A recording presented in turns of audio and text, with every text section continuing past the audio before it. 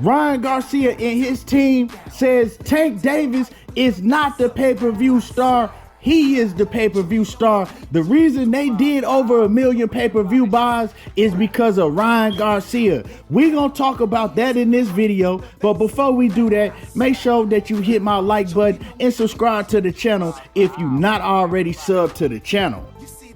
What's happening with it, y'all? Let's discuss Ryan Garcia's team. They're claiming that they're the pay-per-view stars. They are the reason why Gervonta Davis and Ryan Garcia sold 1.3 million pay-per-view buys. Now, if you look at the numbers, they're saying that, hey, all you got to do is go look at Gervonta Davis's numbers from before when he was doing pay-per-views with these other fighters, and then when he got Ryan Garcia, the numbers were 10 times more than what he was doing before. So we're going to talk about that in this video. Now, everybody is obviously calling Gervonta Davis the face of boxing. They're overlooking Ryan Garcia because Ryan Garcia was the one that took the L in the fight. He did not come out of the fight with the victory. The one that won the fight is always going to get the glory, and people are going to automatically assume this is the face of boxing. He sold 1.3 million pay-per-views. And people are going to overlook the opponent that he was in the ring with. Now, of course, Gervonta Davis is the better talent out of the two. He was able to display that in the ring. But when you start looking at what Ryan Garcia's team is saying, that no, it wasn't Tank Davis that sold these pay-per-views. It was Ryan Garcia. All I'm asking is, do they have a point?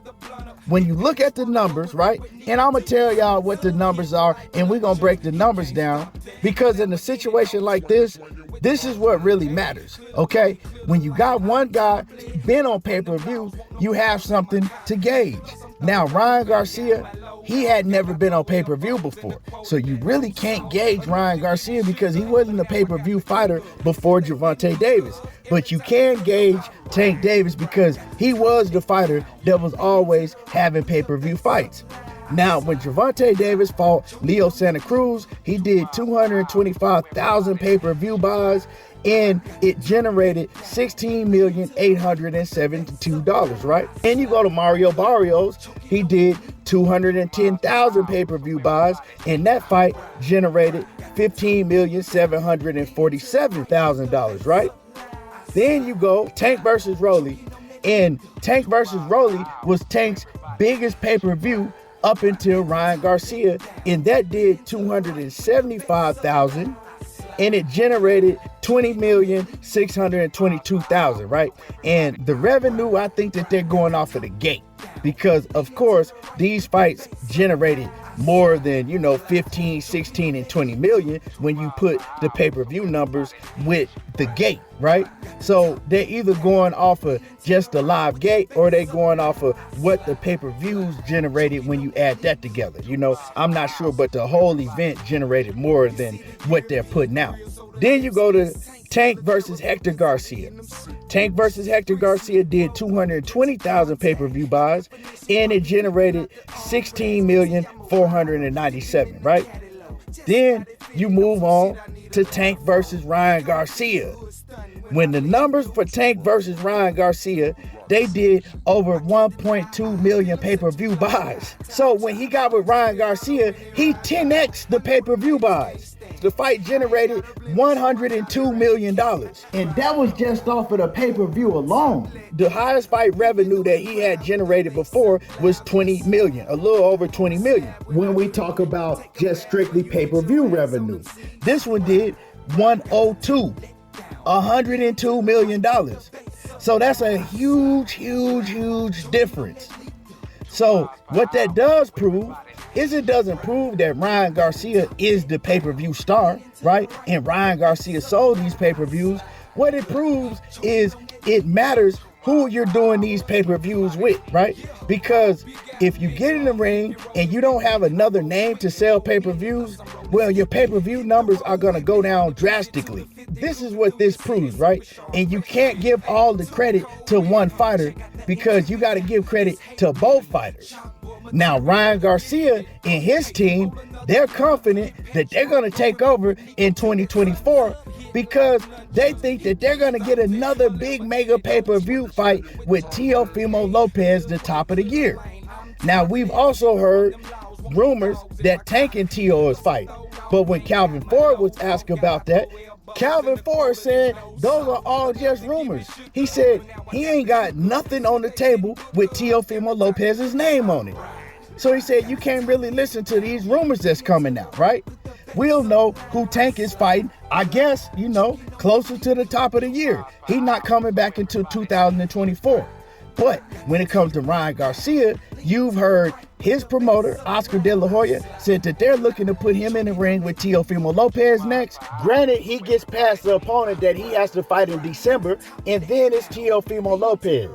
And not only that, you heard Bob Arum, Tio's promoter, say that he was also looking to put Tio in the ring with Ryan Garcia.